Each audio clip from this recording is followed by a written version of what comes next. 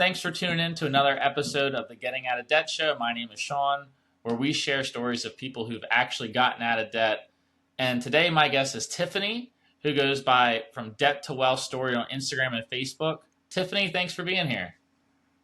Thank you for having me, Sean. So how many followers do you have between Instagram and Facebook total? I haven't looked at Facebook recently. I think might be pushing maybe 9,000. 9,000? I might be up to between the two of them. Yeah. That's awesome. Okay, so I'm with a famous person. Oh, yeah. Compared to me. So tell us, Debt to Wealth Story. I guess, where did the story start? Like, where did that come from?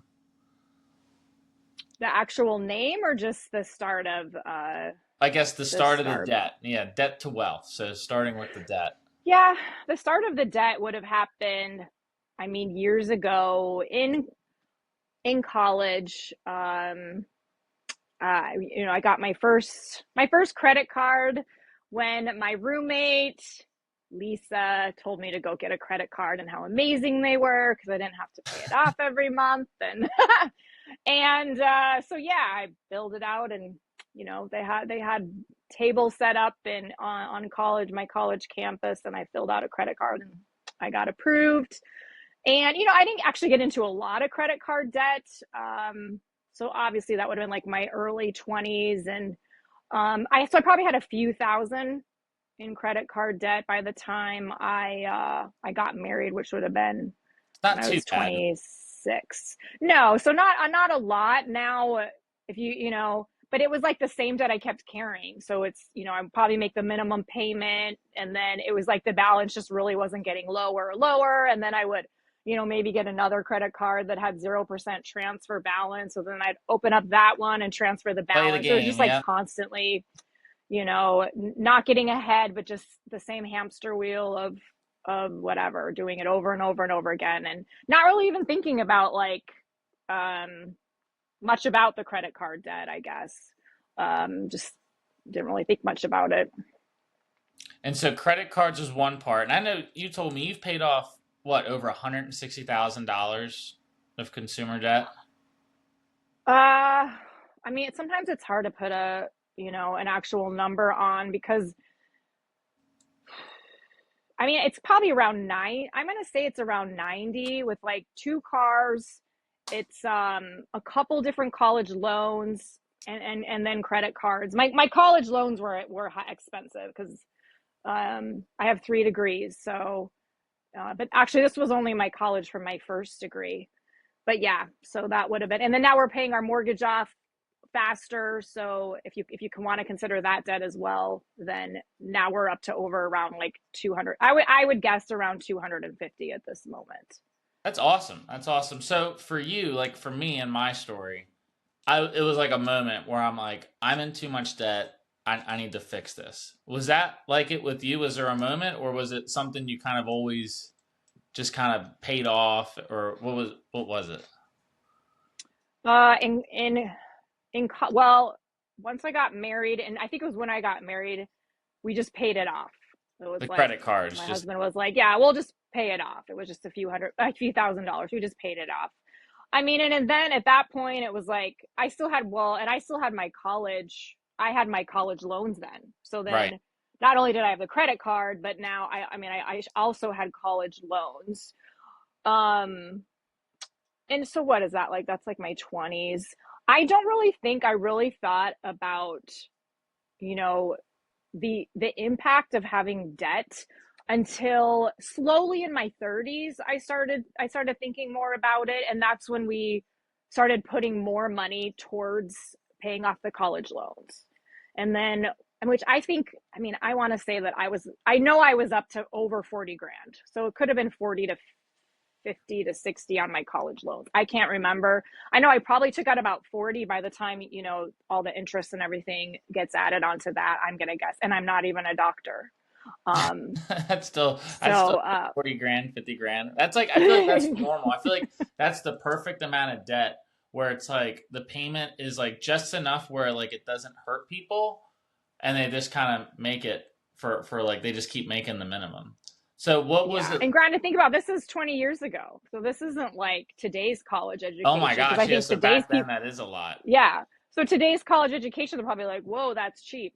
Um, but yeah, no, that was years ago. So So with the um student loans, you said like you got to your 30s and something changed where it's like we need to start paying this stuff off. What was that? Like what changed? I think sometimes the what changed, I don't want to say sometimes, but I think it was like, I think this has gone in waves for me. Um, just the idea of, okay, this is how much money we're paying on our cars. This is how per month. This is how much money we're paying for our student loans. And it was like looking at that number and deciding that, you know what, let's make an effort to start paying these off. And it was like that. The snowball method is what we used, taking the lowest payment, because I think I had like two or three student loans, and then we had the Yeah, two knock them. different Yeah, car payments. yeah. Yeah, so it was like starting with those student loans. So I just think it was like the clarity of just looking at how much money we were paying every month toward toward debt. That wasn't even our mortgage. That was just that Just consumer that. Yeah. loans. Just and so I think it was just simply the clarity of like, okay, we don't, and it's like now I've been out of school for however many years and I'm still paying for these things. It's kind of ridiculous what you do at 18 when you sign the dotted line, and now 10 years later, 15 years later, you're still paying on it. So that type of realization too. So I would say that was probably, so it wasn't like this, like, you know, Now, like a lightning defining strike. moment, it was just like over time, it's like this is the payments are just too much. So when Mm-hmm. you guys decided, you said you started paying extra. Was that just whatever extra money we have, we're throwing at it, or was there like a strategy to it?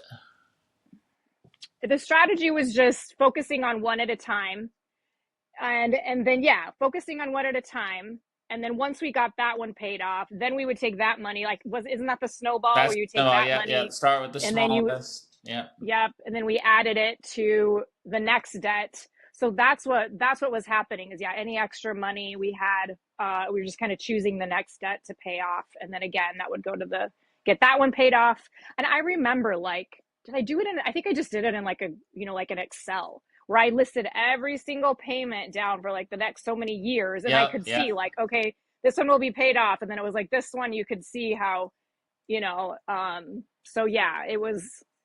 And I'm not like the most organized person, but seeing that on there like really helped me. And it was like every month I could just see it go down, even if it was a little bit. It was motivating to see that. So I mean, taking on like you said, 40, 50,000 of student loans, like did you ever hit a wall? Because I think student loans are the hardest to pay off. Because like if you pay off a car, you can see the car in your driveway. If you pay off your house, the house you're living in. Student loans is just numbers on a computer screen. Like, was there ever like a wall you hit, or like how hard was that to pay off the student loans? I think sometimes well, one, I have put them in forbearance before. I don't know when I did that. Probably in my 20s. I kind of delayed the payments for a while, so of course that probably didn't help. Um, I think I think also too, it's because it's a lower interest rate, so you feel like, oh, it's What's not the that rush? much interest. Yeah. Yeah, it's like 4% or something when I got them years ago. And they also say like, oh, those are forgivable, right? Like if something happens to you, I don't think someone has to pay for them if you die. So they're forgivable. So that's another reason you're like, oh, should I really pay these off? Because then someone could just pay them off for me if I died, or someone wouldn't have to pay them off if Right. something happened Right. to me. So then that was another reason why I was like, should we be paying these off? And then they also like, oh, well, college, just like they say houses, oh, that's good debt. But so I those are think I probably think some of the it's things I good debt. wrestled with. So what about let's go on to car loans.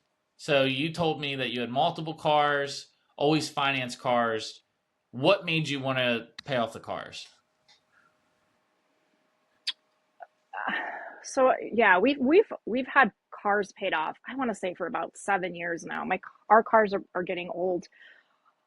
Um, that was, I think it was just after we got those student loans paid off, it was like, oh gosh, now we have all this extra money. Let's just pick the next debt. Keep it rolling. It's Yep. yeah, it's this idea that like, you know, when you do something that feels good, it's like you want to keep doing it. It becomes an addiction. It's like It does. there I you tell had, people, I said, if yeah. you start paying off debt, careful, you're going to get addicted to it. I did.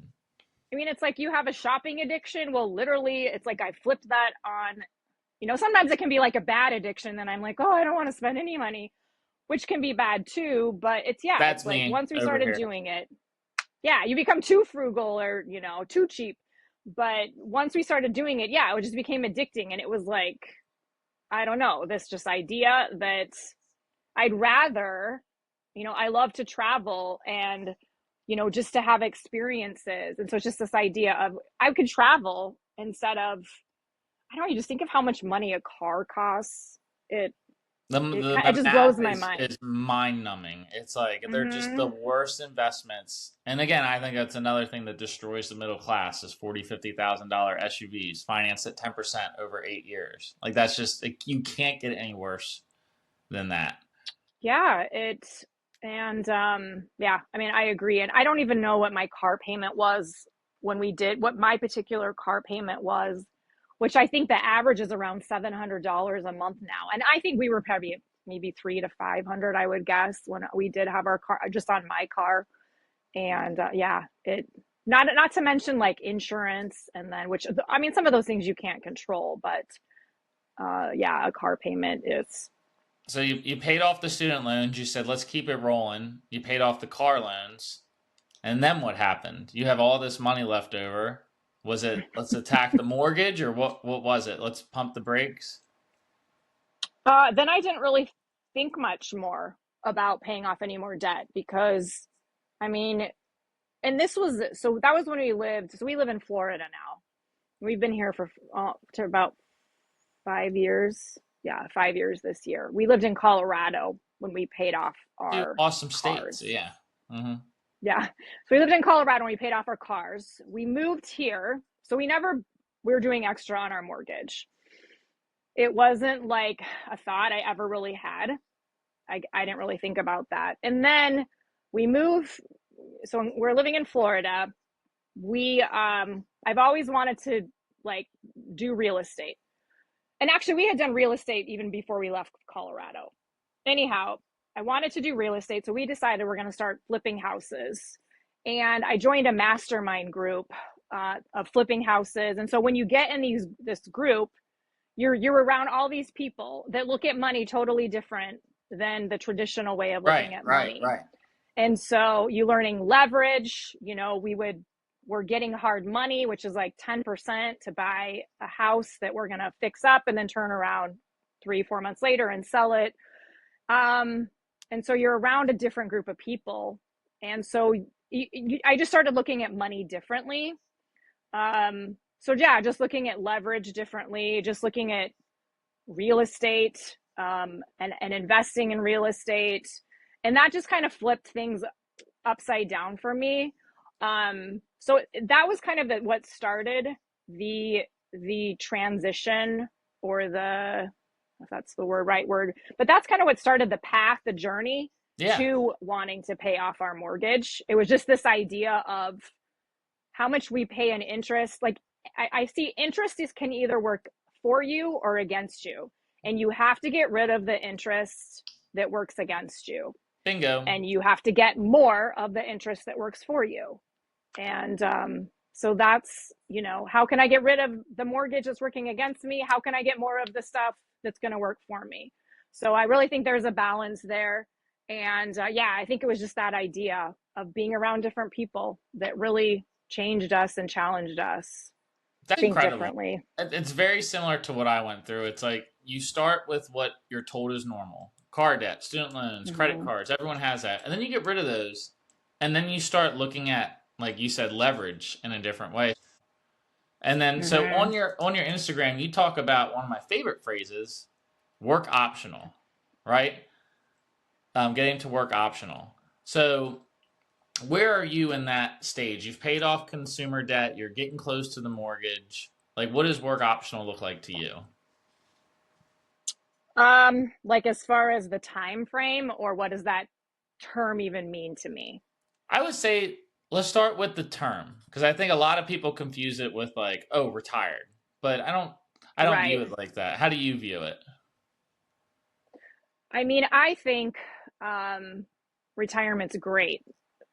Like I can't, you know, but at the same time, I don't, me personally, like my job, I have the ability, I could do it part-time. I could do it when I wanted to. And I like that option. I like that option, as even if I'm in my 60s, that I could have the option to do that. And not everybody has that option. Some people just can only work full time with their careers. So I like that, is that it's a job that I could do for the next 20 years if I wanted Right, to. right. That's one thing it means to me. But the other thing on the flip side of that is to say, I want to put myself in a position financially to where if I don't want to work, that I don't have to. So I think that that's why it means two different things, is that for some reason, if you get the choice to do it, it means a lot more than you have to go to You work have to and you do have it. to answer to a boss.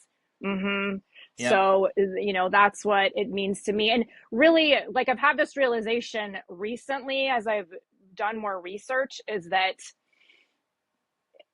if it really depends on how much you want to retire on, right? Like, some people, they're happy to retire on 40 grand a year, and that would be fine. And it was just like looking at the different numbers, it actually gives you this idea of, if we just want to make this much money a year when we retire, this is all we need to retire on. You can actually retire a lot sooner than you probably Bingo. think you can.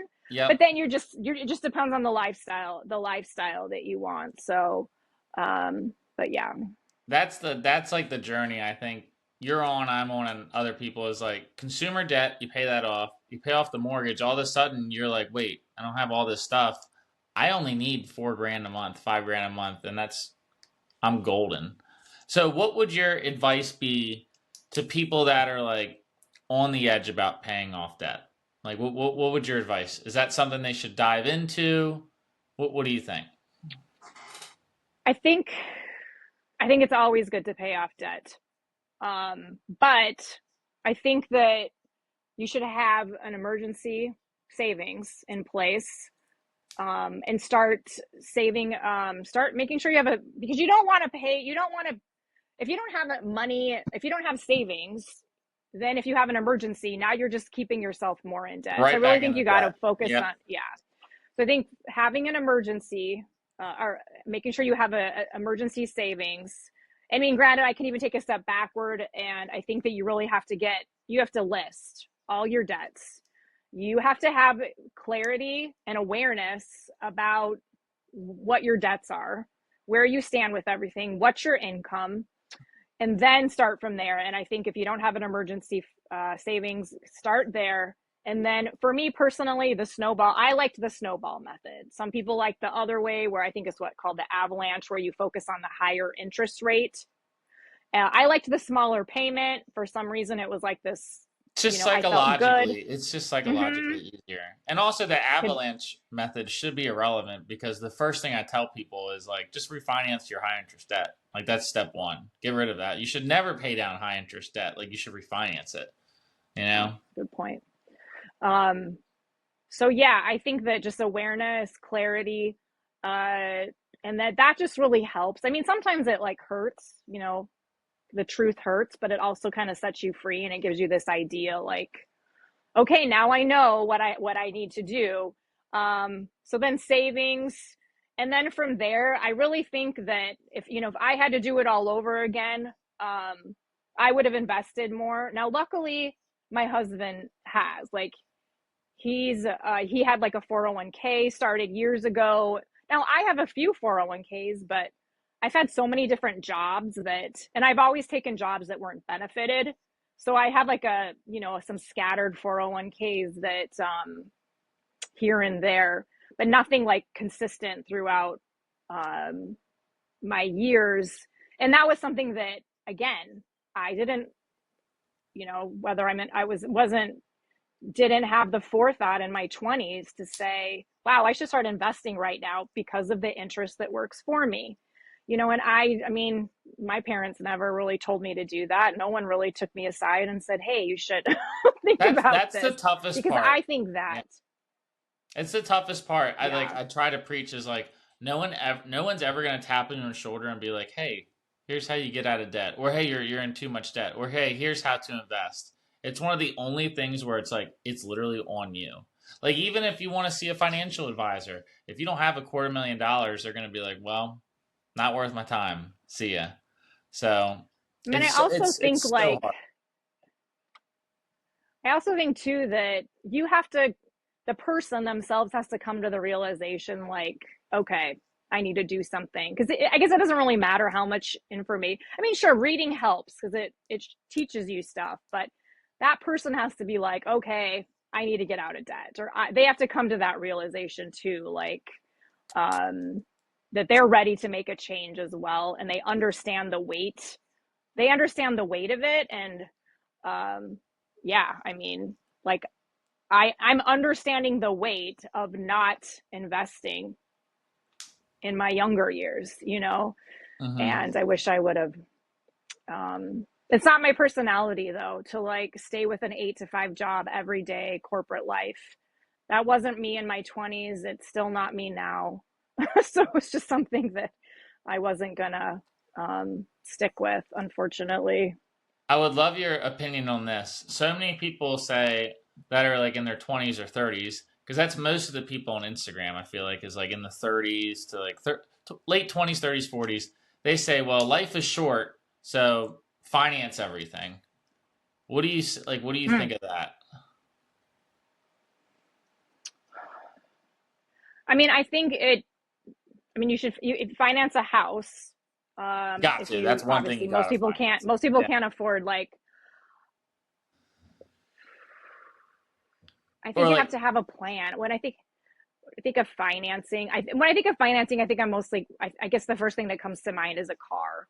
And if you don't own a car and you need a car to work, be responsible or be smart and say, okay, I'm going to buy the cheapest car, right? And I'm going to, because I mean, some people have to finance stuff. I don't like, I definitely say try to avoid it as much as you can, but is there an option to take the bus? Is there an option to do some other things that would keep you from financing? And then if you do have to, a choose the cheapest option. $10,000 Don't go car loan buy a, is not going to kill anyone, right? yeah, maybe if you have to do a 20 or 10, 15, 20 versus a 60. I saw this quote once and I love it, and it said, car A is 20,000, car B is 60,000. Both will get you to work, but one will keep you there. And I'm like, oh my gosh, that's Oh, so true. but Tiffany, you're doing. We're towards the end of the show.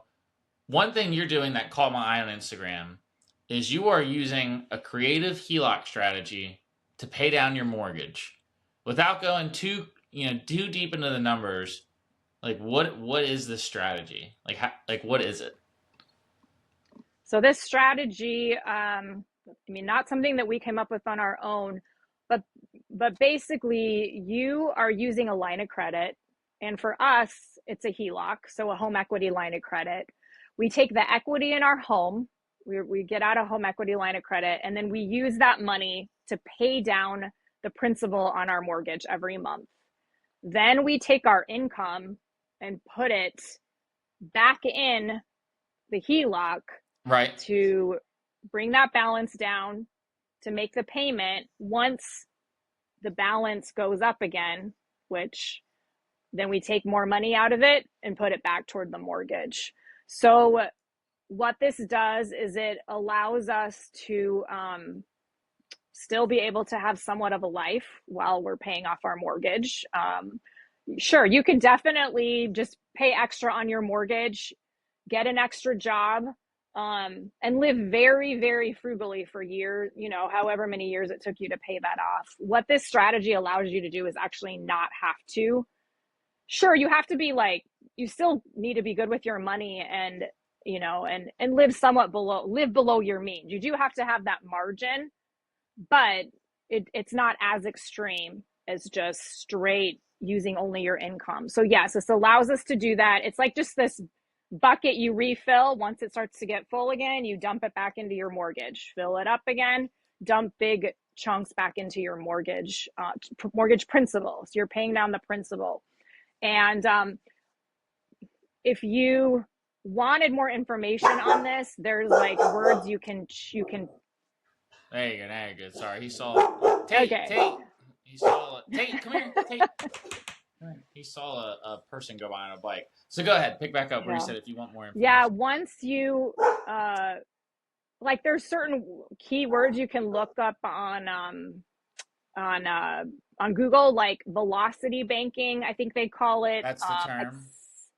accelerated banking. And yeah, I mean, I didn't make this up. I kind of watched some YouTube videos, and they'll draw it all out for you on a whiteboard. And this is a very, sometimes I still can't wrap my brain around it, but it's a very different way of doing banking, for one, and it's a different way of paying off your mortgage, Right. or even paying off debt. You could use it to pay off debt. It doesn't even have to be a mortgage. It's a So, but it's in essence, you're using your home to be your bank in a so way. and like you said, it's something difficult to understand. But here's the most important thing: how much in interest are you saving by doing this on your mortgage? You mentioned I it to me mean, yeah, I think that the numbers are a little hard. There's definitely nuances in there, right? or like But a I ball. think I think by the time we get down paying it off, which our goal is December of 2027, I think we'll have saved, I'm going to guess, around 120 to 150,000 dollars in interest That's from the a mortgage. Yeah, that's a serious amount of savings.